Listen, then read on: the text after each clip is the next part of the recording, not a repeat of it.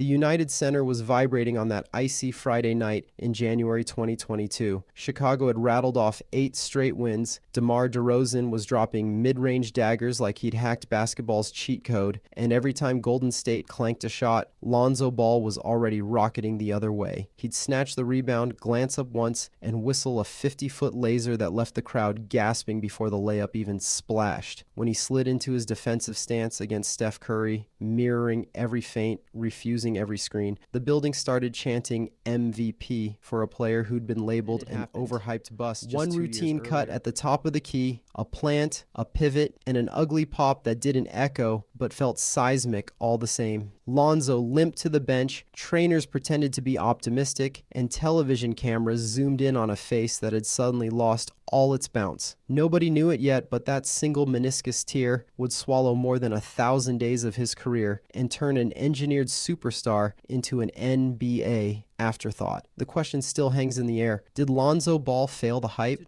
or did the hype fail? You've got to start in a Southern California driveway where sunrise workouts were more reliable than school bells. LeVar Ball, a 6'6" former two-sport dreamer who never stuck in the NFL, decided his sons would dominate the hardwood long before they learned the alphabet. Every morning he rolled a plastic Little Tikes hoop onto the concrete, placed toddler-sized Lonzo under it, and barked instructions about follow-through and soft touch. By 5 years old, the kid was running uphill sprints that left neighborhood joggers staring. A local YMCA league tried to intervene when first grader Lonzo was swiping inbound passes from kids 2 heads shorter. Rumor has it, a league official begged LeVar to let the other children dribble at least once. LeVar's answer was to bump Lonzo into an older division and a spiral notebook on the kitchen counter labeled NBA Master Plan. On page 1, underlined twice, it read, 3 boys, 1 goal, league. The program was militant. Hundreds of jumpers before breakfast, push-ups during cartoon commercials. But the results were jaw-dropping. Home videos show 9-year-old Lonzo whipping no-look bounce passes through 3 defenders like he'd already memorized the angles of a regulation court. Even then, he rarely celebrated. He simply backpedaled, eyes scanning for the next play the way a chess grandmaster plots 2 moves so the Ball family set their sights on Chino Hills High, a public school about 30 miles east of Los Angeles that had never sniffed national relevance. The moment Lonzo enrolled, everything sped up. By his junior year, he had sprouted to 6'6", filled out to a solid 190 pounds, and was averaging a cartoonish 25-11-9, along with 5 steals and 5 blocks for good measure. Yet none of that prepared Southern California for the insanity that was the 2015 traveling rock concert disguised as a basketball team. Students camped outside the gym at dawn for wristbands. Parents scalped general admission tickets for hundreds of dollars. ESPN sent cameras to otherwise forgettable midweek games just to beam the spectacle nationwide. The style was chaos perfected. Grab a rebound, fire a hit-ahead pass before your feet touch the floor, launch a 3 within 5 seconds. With Lonzo orchestrating and younger brothers LiAngelo and LaMelo bombing from 35 feet, the Huskies averaged 98 points, went 35-0, and won the state title by nearly 1,000 cumulative points. Adjust their numbers to NBA pace, and they'd have scored 146 a night, 36 more than the league's best offense at the time. One rival parent alleged in a local paper that the Balls were stat padding during blowouts to juice Lonzo's triple-double chase. Another whispered that head coach Steve Baik nearly walked away mid-season because he felt like a prop on the LeVar show. Whether true or exaggerated, the rumors only amplified the mystique. You could hate the flash,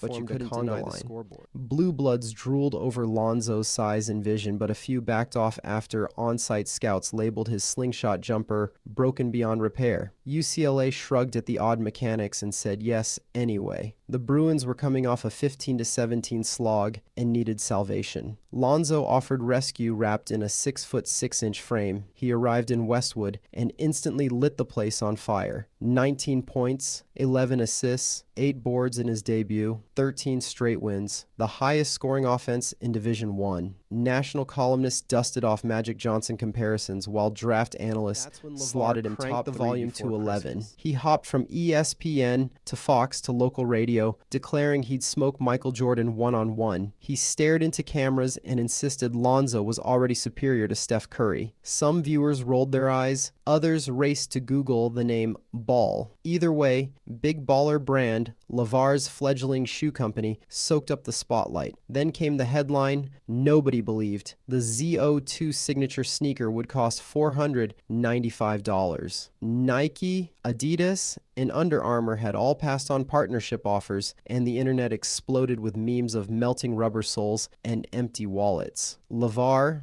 labeled the price independence. Sneakerheads called it highway robbery. Buried inside the noise was an alarming whisper. Prototypes were ripping apart during games, forcing Lonzo to carry backup pairs in a teammate's backpack. He later admitted that once he ditched the BBB sneakers, his feet felt the hype machine.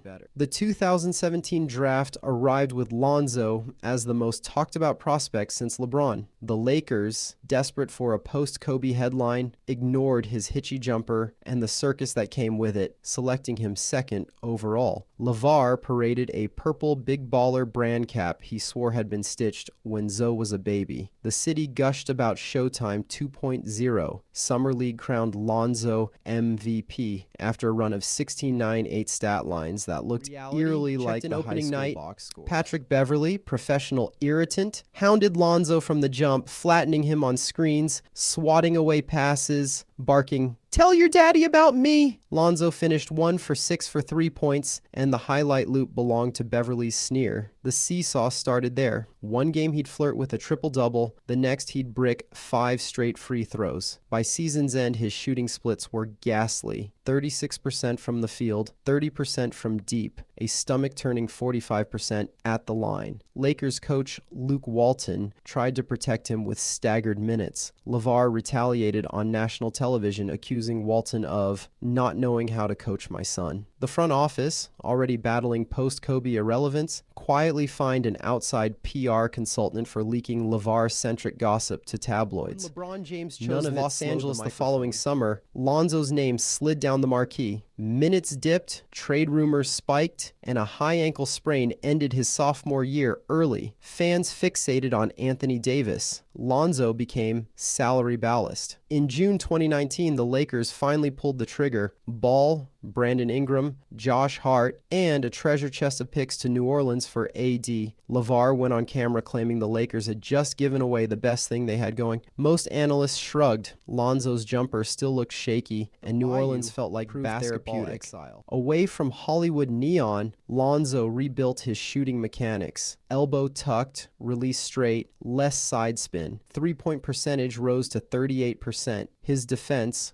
always underrated, blossomed into near elite, especially alongside Zion Williamson, who devoured Lonzo's lob passes like Skittles. He averaged 12-6-7 with top-tier steal rates, and for the first time in his life, nobody shoved a camera in his face after every practice. Free throw woes lingered, though, and so did extension negotiations that never aligned. Rumor says Pelicans brass urged him to work with a performance anxiety specialist. Lonzo politely declined. When talks fizzled, Chicago seized the moment with a sign and trade. 4 years, $80 million.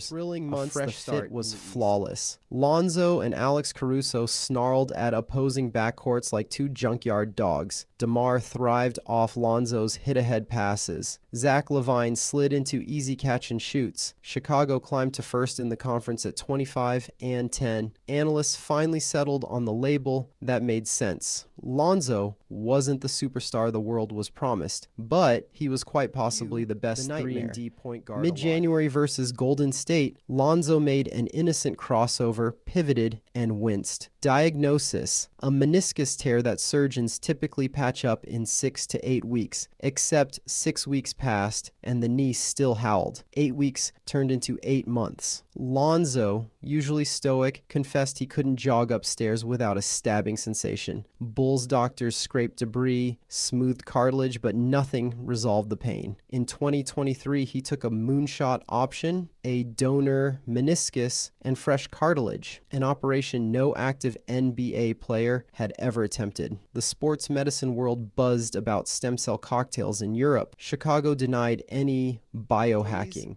but desperation was turned into seasons. Social media gaps filled with speculation. Was BBB's early shoe fiasco partly to blame? Had LeVar's extreme childhood training accelerated knee wear? Was the transplant too little? Too late? Through it all, Lonzo quietly posted rehab footage, balance board drills, underwater treadmill jogs, a soft touch jumper in an empty gym. The comment sections fractured. Some cheered every milestone, others jeered bust. Still others debated the ethics of experimental surgery. October 2024, 1,041 days since that tumble against the Warriors, Lonzo suited up for opening night. Bulls fans gave a standing ovation for 5 points, 4 assists, 2 steals in 14 measured minutes. The feel for the game was still there, skip passes on a rope, pre-rotations on defense, but the burst was a memory. Over 35 games, he averaged 7.6 points on 41% shooting. Respectable, not revolutionary. Chicago, torn between heart and cap sheet, re-upped him for 2 more years at a modest salary, then shipped him to Cleveland as part of a low-risk upside play. The knee labeled itself a ticking clock. Shot percentages tanked to 30% overall, 27% from deep.